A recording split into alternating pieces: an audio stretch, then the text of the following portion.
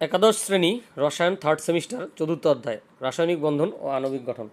তো এই অধ্যায় থেকে এখন কয়েকটি এমসিকিউ নিয়ে আলোচনা করব।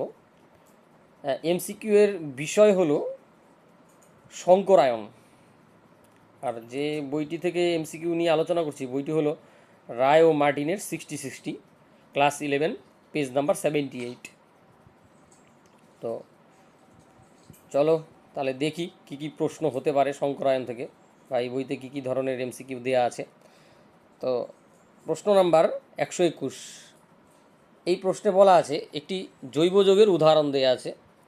এই জৈব যৌগের মধ্যে C2 এবং C3 কার্বনের সংকরায়ন অবস্থা কি হবে।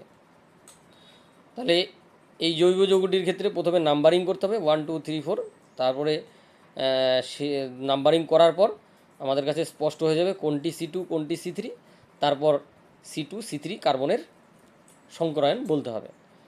তো জৈব যৌগের মধ্যে উপস্থিত কার্বন পরমাণুর ক্ষেত্রে কিভাবে সংকরায়ন বের করতে হয়, তাহলে এই প্রশ্নটি উত্তর করতে গেলে কিন্তু সেটা জানা থাকতে হবে। কোশ্চেন নাম্বার 120, কোশ্চেন নাম্বার 120 বা 120, কোন পরিবর্তনে সংকরায়ন এবং আকারের পরিবর্তন হয়। এটিও কিন্তু সংকরায়ন কি সেটা জানতে যাচ্ছে, এবং সংকরায়নের জন্য আকৃতি কেমন হয়। আমাদের বইতে কিন্তু একটি চার্ট আছে, বা চার্টের মধ্যে দেয়া থাকে যে এই সংকরায়ন হলে এই রকম আকার হয় বা আকৃতি হয়, এরকম গঠন আকৃতি হয়। যেমন এসপি হলে সরল রৈখিক, SP2 হলে ত্রিকোণীয় সমতলীয়, SP3 হলে চতুস্তলিক, এরকম। তো এই যে সংকরায়ন অনুযায়ী গঠনাকৃতিগুলো বললাম, যদি সবগুলোই কেন্দ্রীয় পরমাণুতে যতগুলো এক বন্ধন আছে, যতগুলো ইলেকট্রন জোড় আছে, সবগুলোই যদি সিগমা বন্ধন জোড় হয়, তাহলেই কিন্তু সংকরায়ন অনুযায়ী যে গঠনাকৃতিগুলোর কথা বললাম সেটা হবে।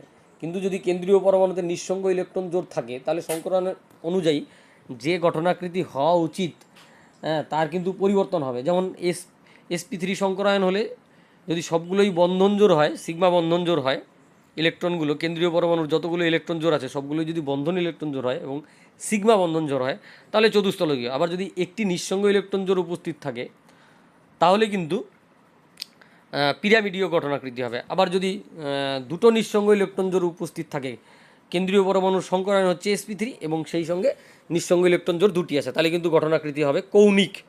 এরকম করে কিন্তু এই জিনিসগুলো জানা থাকতে হবে যে সংকরায়ন হলে গঠনাকৃতি কী হয়, তার সঙ্গে যদি নিঃসঙ্গ ইলেকট্রন জোড় উপস্থিত থাকে কেন্দ্রীয় পরমাণু, তাহলে গঠনাকৃতির কেমন পরিবর্তন হয়, তাহলে কিন্তু সঠিক গঠনাকৃতি বলা যাবে। এই জিনিসগুলো জানা রাখতে হবে। হ্যাঁ, তাই এইটা গেল একটা প্রশ্ন। তারপরে আমরা দেখব কোশ্চেন নাম্বার 121। 121-এ কী বললো, যে নিচের পরিবর্তনগুলির মধ্যে কোন ক্ষেত্রে সংকরায়নের পরিবর্তন ঘটছে। 120 নম্বর প্রশ্নেও কিন্তু পরিবর্তন বলতে, যেমন 120 নম্বরে এ নাম্বার অপশনে বলা ছিল CH4 থেকে C2H6, অর্থাৎ মিথেন থেকে ইথেন হলো। সেখানে কার্বনের সংকরায়নের কি কোনো পরিবর্তন হবে বা হলো? তারপরে হচ্ছে যদি হয় তাহলে কি হলো, বা আকারের কি কোনো পরিবর্তন হলো। বি নাম্বার অপশনে যেমন দেওয়া ছিল NH3 থেকে NH4+। তো এই পরিবর্তনের ক্ষেত্রে সংকরায়নের বা আকারের কোনো পরিবর্তন, সংকরায়ন বলতে কিন্তু কেন্দ্রীয় পরমাণু সংকরায়ন বলা হচ্ছে। হ্যাঁ, যেমন NH3 ক্ষেত্রে কেন্দ্রীয় পরমাণু N, আর NH4+-এর ক্ষেত্রে কেন্দ্রীয় পরমাণু হচ্ছে N। তাহলে এই প্রশ্নটি করতে গিয়ে আমার কি কি দৃষ্টিভঙ্গি রাখতে হচ্ছে? প্রথম কথা, কেন্দ্রীয় পরমাণু চিনতে হচ্ছে। তারপরে কেন্দ্রীয় পরমাণুর সংকরায়ন, এবার সংকরায়ন কিভাবে বের করতে হয় বা কিভাবে সংকরায়ন বলতে হয়, সেই জিনিসটা জানা থাকলেই কিন্তু আমরা বলতে পারবো যে এইটার ক্ষেত্রে কেন্দ্রীয় পরমাণু এই, তার সংকরায়ন এই, এটার ক্ষেত্রে কেন্দ্রীয় পরমাণু এই, তার সংকরায়ন এই, তাহলে সংকরায়নের পরিবর্তন হলো কি না হলো সেটা আমরা বলতে পারবো। আদারওয়াইজ কিন্তু বলা যাবে না। তাহলে এই প্রশ্নগুলোর উত্তর করতে গেলে আমাকে কেন্দ্রীয় পরমাণু চিনতে জানতে হবে বা চিনতে পারতে হবে। আর তার সঙ্গে কেন্দ্রীয় পরমাণুর সংকরায়ন কীভাবে বের করতে হয় সেটাও কিন্তু আমার জানা রাখতে হবে। ঠিক আছে, দ্বিতীয় প্রশ্নে 121 নম্বর প্রশ্নেও কিন্তু একই ধরনের ব্যাপারটা বলা আছে যে কেন্দ্রীয় পরমাণু চিনতে হবে, কেন্দ্রীয় পরমাণুর সংকরায়ন কীভাবে বের করতে হয় সেটা জানাই থাকতে হবে, তাহলে কিন্তু 121 নম্বর প্রশ্নের উত্তর দেওয়া যাবে। তারপরে দেখি 123 নম্বর প্রশ্নে কী বলছে। 122 নম্বর প্রশ্ন, 122 নম্বর প্রশ্ন। 122 নম্বর প্রশ্নে বললো যে এখানেও পরিবর্তন দেখছি। পরিবর্তন যখন হচ্ছে তখন সংকরায়নের পরিবর্তন কি হবে? সংকরায়নের এখানে এই 122 নম্বর প্রশ্নে যেটা দেখতে পাচ্ছি যে একটা পরিবর্তন, সেই পরিবর্তনের ক্ষেত্রে সংকরায়নের কি পরিবর্তন হবে? সংকরায়নের যদি পরিবর্তন হয় তাহলে সংকরায়নে অংশগ্রহণকারী যে পারমাণবিক কক্ষকগুলো আছে তাদের শতকরা পরিমাণেরও পরিবর্তন হবে। যেমন এসপি সংকরায়িত কক্ষে এস এর শতকরা পরিমাণ হচ্ছে 50% আর পি এর শতকরা পরিমাণ হচ্ছে 50%। তাহলে আবার যেমন SP2 এতে এস এর শতকরা পরিমাণ হচ্ছে 33.3% আর পি এর শতকরা পরিমাণ হচ্ছে 66.6%।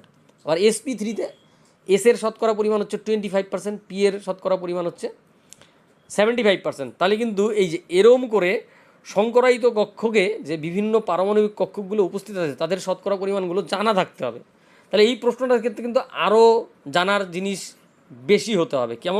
যেমন প্রথমে কেন্দ্রীয় পরমাণু চেনা থাকতে হবে, 2 নাম্বার কেন্দ্রীয় পরমাণু সংকরায়ন কীভাবে বের করতে হয় সেটা পারতে হবে, তারপরে সেই সংকরায়িত কক্ষকে কার কেমন পার্সেন্টেজ সেটা জানা থাকতে হবে। তাহলেই কিন্তু আমি এই 122 নাম্বার প্রশ্নের উত্তর করতে পারবো। ঠিক আছে? তো পড়ার সময় কিন্তু খুব মনোযোগ দিয়ে পড়তে হবে, প্রত্যেকটা বিষয় ভালো করে বুঝে বুঝে পড়তে হবে এবং তারপরে মনে রাখতে হবে। সেই মনে রাখার রেসপেক্টে অনেকগুলো জিনিস মনে রাখার রেসপেক্টে এখানে যদিও এমসিকিউ যে টিক দিলেই হয়ে যাবে, কিন্তু তার ভেতরে কিন্তু ভাবনা চিন্তা অনেকগুলো থাকতে হবে। সেই ভাবনা চিন্তার জায়গাগুলো যদি স্পষ্ট না থাকে তাহলে কিন্তু এমসিকিউ মানেই যে ফট করে একটা অ্যান্সার টিক দিয়ে দিলাম হয়ে যাবে এরকম কিন্তু ব্যাপার নয়। অনেকগুলো অ্যাঙ্গেল থাকবে, অনেকগুলো দৃষ্টিভঙ্গি থাকবে, অনেকগুলো বিষয়ে জানা থাকতে হবে। না জানা থাকলে কিন্তু সঠিক অ্যান্সার হতেও পারে, নাও হতে পারে। অনেক সময় ভুল টিক দিয়ে দিলেও অ্যান্সার হয়ে যেতে পারে, কিন্তু সেটা কিন্তু সব ক্ষেত্রে হবে না। 35টা কোশ্চেনের মধ্যে 35টা প্রশ্ন আসবে, তার মধ্যে সবই যদি আমি এরকম টিক দিয়ে দিলাম তাহলে হয়তো 5-10 পাওয়া যাবে। তাই বলে কিন্তু যে 35-এর মধ্যে 34 পেয়ে যাবো এরকম আমার জানা থাকবে না, এরকম কিন্তু হতে পারে না। তাই যদিও বা এমসিকিউ, তাই দুর্বল ভাবার কিছু নেই যে হালকাভাবে পড়লেই হয়ে যাবে। একদম বিষয় ভালো করে জানা থাকলেই সঠিক অ্যান্সারগুলো করা যাবে। ঠিক আছে, আমি পরবর্তী 123 নম্বর কোশ্চেনে যাচ্ছি। 123 নম্বর কোশ্চেনে কী বলছে যে কোন NH বন্ধনে পার্সেন্টেজ এস চরিত্র সব থেকে বেশি? তাহলে এই অপশনগুলো যে রয়েছে এই অপশনগুলোর ক্ষেত্রে কী কী আছে? এ নাম্বার অপশনে N2H2, বি নাম্বার অপশনে N2H4, C number NH3, D নাম্বারে NH4+। তাহলে এই অপশনগুলোর ক্ষেত্রে আমাকে কেন্দ্রীয় পরমাণু বুঝতে হবে, কেন্দ্রীয় পরমাণুর তারপরে সংকরায়ন বের করতে হবে। সংকরায়ন থেকে আমরা বুঝতে পারবো যে কার ক্ষেত্রে এস চরিত্র বেশি বা কম আছে। ঠিক আছে, তারপরে আমরা চলে যাচ্ছি 124 নম্বর প্রশ্ন। 124 নম্বর প্রশ্নে কী বললো? 124 নম্বর প্রশ্নে বললো নিচের কোনটির কেন্দ্রীয় পরমাণু সংকরায়ন অবস্থা sp2? ওই তো কেন্দ্রীয় পরমাণু চিনতে পারতে হবে, তারপর সেই কেন্দ্রীয় পরমাণুর সংকরায়ন কীভাবে বের করতে হয় সেটা কিন্তু জানা থাকতে হবে। তাহলে এই প্রশ্নটার উত্তর করা যাবে। তারপরে আমরা দেখব যে আরেকটি প্রশ্ন 125, সেটাতে বলছে I3- আয়ন এ কেন্দ্রীয় পরমাণু সংকরায়ন অবস্থা নিম্নের কোনটি? যদিও I3- আয়নে একই প্রকারের পরমাণু আছে, তাহলে এখানে কেন্দ্রীয় পরমাণু আই হবে। হ্যাঁ, তারপরে এবার সেই কেন্দ্রীয় পরমাণুর ক্ষেত্রে আমরা কিভাবে সংকরায়ন বের করব সেটা জানা থাকতে হবে। তাহলে এই প্রশ্নটার উত্তর করা যাবে। ঠিক আছে, যদিও বিভিন্ন যে টেক্সট বইগুলো আছে টেক্সট বইগুলোতে যখন ভেসপার তত্ত্ব বা সংকরায়ন আমরা যখন বিষয়টা পড়ব সেখানে কিন্তু অনেকগুলো উদাহরণ নিয়ে বোঝানোর চেষ্টা করা। বিভিন্ন যেমন SP3 সংকরায়ন বোঝানোর জন্য একটা অণুর উদাহরণ নিতে পারে, সেটা হচ্ছে CH4 নিতে পারে। আবার SP3D এই সংকরায়নটা বোঝানোর জন্য PCl5 অণুর উদাহরণ নিতে পারে, SP3D3 IF7 অণুর উদাহরণ নিতে পারে। তো এরকম করে কিন্তু কিছু উদাহরণ নেওয়া থাকবে, সেখান থেকে কিন্তু ওটা আলোচনা করতে করতে ওটার সংকরায়ন ওটা হয়েই যায়। এবার শুধু যদি আমার এরকম হয় যে ওটাই দেওয়া আছে, ওটার সংকরায়ন SP3D3 এটাই পাচ্ছি, তারপরে ওর রিলেটেড অন্য একটা দিলে আমি পারছি না, সেটা না। শিখতে হবে এমনভাবেই যে একটা উদাহরণ দিয়ে বিষয়টাকে এমনভাবে শিখবো যে অন্য কোনো অণু যদি দেয় তাহলে সেই জ্ঞানটা আমি ওখানে প্রয়োগ করে ওটারও সংকরায়ন আমি বের করতে পারছি। এভাবেই কিন্তু প্রস্তুত হতে হবে। হ্যাঁ, তো অন্ততপক্ষে বইয়ে যে উদাহরণগুলো আছে সেগুলো তো ভালো করে পড়বেই, তার সঙ্গে সঙ্গে এই যে বিভিন্ন ধরনের যে বইগুলো থাকবে সেই বইগুলোর প্রশ্ন সলভ করার মধ্য দিয়ে কিন্তু নিজের জ্ঞানটা আরেকটু বৃদ্ধি করানো যেতে পারে বা বাড়ানো যেতে পারে, যাতে আমরা পরীক্ষার হলে গিয়ে সমস্যার সম্মুখীন যতটা পারা যায় কম হব। ঠিক আছে, তারপরে এবার আমরা 126 নাম্বার প্রশ্নটা দেখব। সেটা কি বলছে যে NH4+, CO3 2- H2S SF6 এর সংকরায়নের সংকরায়ন প্রকৃতি হলো যথাক্রমে। এই যে এখানেও কিন্তু এই প্রশ্নটার ক্ষেত্রেও কিন্তু আমার বিভিন্ন যে আয়ন বা অণুগুলো দেওয়া আছে তাদের কেন্দ্রীয় পরমাণুকে চিহ্নিত করতে হবে, সেই কেন্দ্রীয় পরমাণুগুলোর কিন্তু সংকরায়ন নির্ণয় করতে হবে, তাহলেই আমি এই প্রশ্নটার কিন্তু সঠিক অপশনগুলো দিতে পারবো। অর্থাৎ NH4+ ক্ষেত্রে যেমন বইয়ে দেওয়া থাকবে NH4+ ক্ষেত্রে sp3, CO3 2- ক্ষেত্রে হচ্ছে sp2, H2S ক্ষেত্রে sp3, SF6 ক্ষেত্রে হবে sp3d2, ঠিক আছে তো, sp3d2। তাহলে সেই হিসাবে সঠিক অপশনটা কি হচ্ছে sp3, sp2, sp3, sp3 option A, ঠিক আছে, এই অপশনটা হচ্ছে। যাই হোক, এটা আমি এমনি বললাম, কিন্তু এখানে কিন্তু আমার আলোচনার বিষয় প্রশ্নের উত্তর নিয়ে নয়, আমার এটাই প্রশ্নগুলো আলোচনা করার মধ্য দিয়ে বোঝানো যে আমাকে কোন বিষয়টা ভালো করে পড়তে হবে, মানে পড়ার সময় কোন কোন বিষয়গুলোকে মাথায় রাখবো। শুধু একবার গড় করে পড়ে গেলাম, তারপরে সেটা কিছুই মনে রাখতে পারলাম না, এরকম না, কিন্তু বিষয়টা পড়বো, পড়ে আমাকে মনে রাখতে হবে যে আমাকে এখান থেকে এই ধরনের প্রশ্ন আসে, এই ধরনের প্রশ্নের জন্য আমাকে এই উত্তরগুলো, এই সমস্যার সম্মুখীন হতে হবে। তাই সমস্যাগুলো নিয়ে আগেই আমার ভাবনা চিন্তা করে সমস্যাগুলো যাতে না হয় সেই ব্যবস্থাটা রাখতে হবে, সেইভাবে পড়তে হবে। এবার আমি বলবো প্রশ্ন নাম্বার 127 নাম্বার প্রশ্নে কী বললো, 127 নাম্বার প্রশ্ন বললো প্রদত্ত কোন যৌগটির ক্ষেত্রে sp2 সংকরায়ন দেখা যায়। একই ধরনের প্রশ্ন, ওই সেই কেন্দ্রীয় পরমাণু চিহ্নিত করতে হবে, তারপরে তার সংকরায়ন বলতে হবে।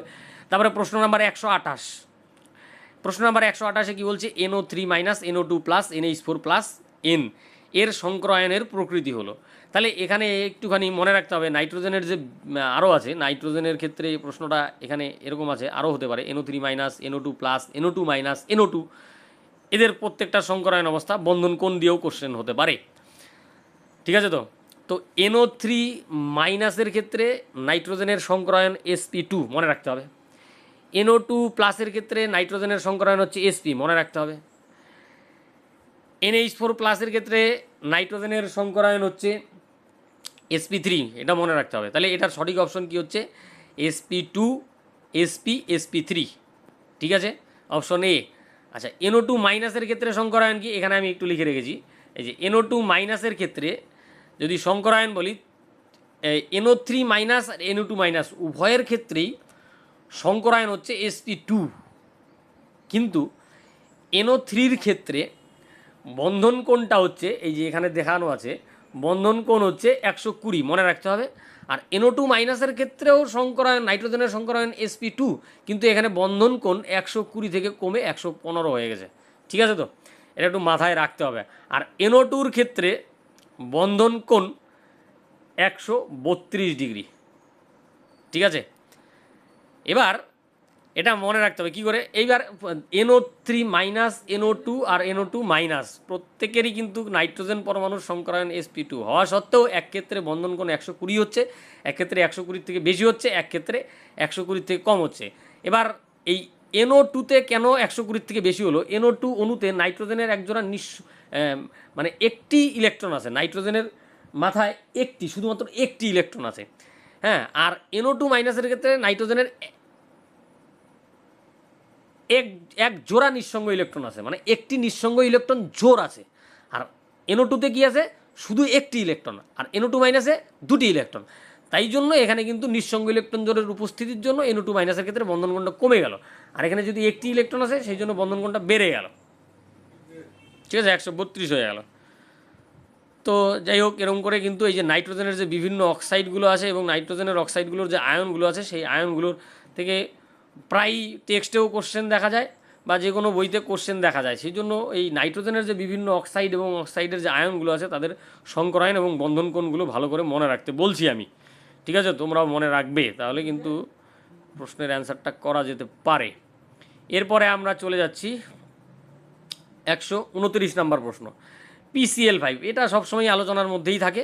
PCl5-এর পি কক্ষকগুলি কী ধরনের সংকরায়ন দেখা যায়, এটা একটা সহজ প্রশ্নই হতে পারে, সহজ প্রশ্নের মধ্যেই ধরা যায়।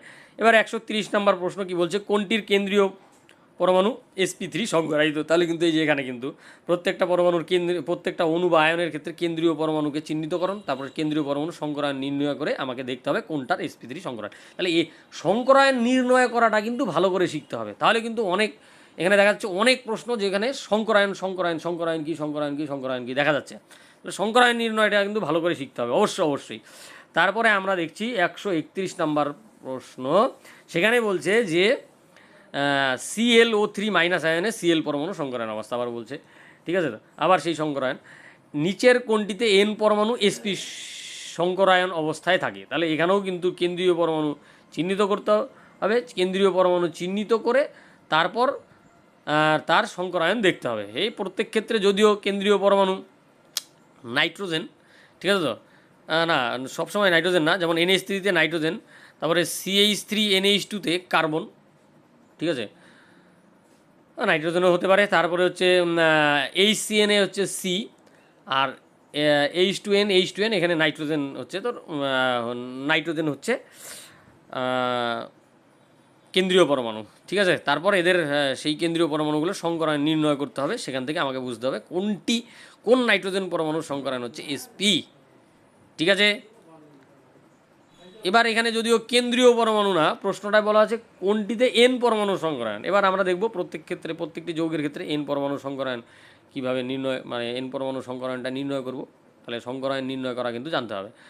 তারপরে আবার বলছে যে এই প্রশ্নের রিপিট হলো, PCl5 অণুতে কেন্দ্রীয় পরমাণু, এখানে পি, আগেরটায় পি বলা ছিল, এখানে কেন্দ্রীয় পরমাণু বললো, ঠিক আছে। এরপরে আবার কোশ্চেন নাম্বার 134 কোশ্চেন নাম্বার কী বললো, 134-এ বললো যে NO2 প্লাস NH4 প্লাস এই যে NO3- যৌগে N পরমাণু সংকরায়ন, যে NO2 প্লাসে N এর সংকরায়ন sp, NH4 প্লাসে sp3, NO3- sp2, এটা কিন্তু মনে রাখতে হবে। এই যে তাহলে এই কোশ্চেনটাও কিন্তু এই নাইট্রোজেনের অক্সাইড এবং আয়ন দিয়ে কোশ্চেন, ঠিক আছে। এইবারে আমরা দেখব কোশ্চেন নাম্বার 135, ClO2- আয়নে Cl পরমাণু সংকরায়িত অবস্থা। কি বলছে, sp3, sp, sp2 কোনোটিই নয়, ঠিক আছে। তো এই ভিডিওতে এই পর্যন্তই। যে প্রশ্নগুলি নিয়ে আলোচনা করলাম এখান থেকে কিন্তু স্পষ্ট যে প্রশ্ন কী ধরনের হতে পারে, সংকরায়ন থেকে আমরা যখন পড়ব তখন কোন কোন বিষয়গুলিকে মাথায় রেখে পড়ব। ধন্যবাদ।